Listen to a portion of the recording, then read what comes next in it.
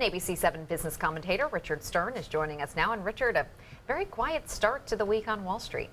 Haley, you're absolutely right. It wasn't that long ago we were all concerned about volatility and oh my goodness, we're up 100, we're down 150. Well, it's certainly not been the case in the last few days.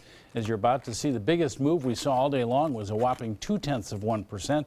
The range for the day was 93 points. We were down by 69 points at the low and up by 24 points at the high.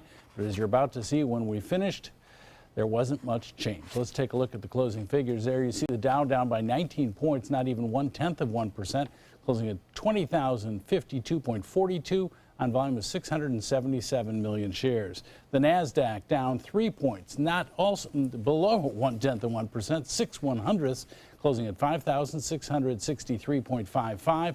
That on volume of 1,819 million shares. And the S&P, well, the other two are down, so is the S&P, down by 0.2%, less than 5 points at 2,292.56.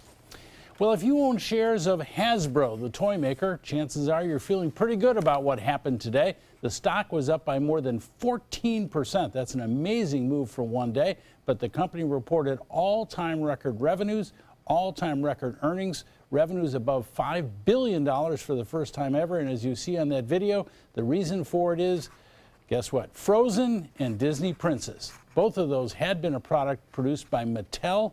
Now that's not the case anymore. Hasbro is doing it and obviously doing very, very well. Over $5 billion for the first time. That's a pretty good move. And oh, by the way, they increased their dividend, something all stockholders like to hear.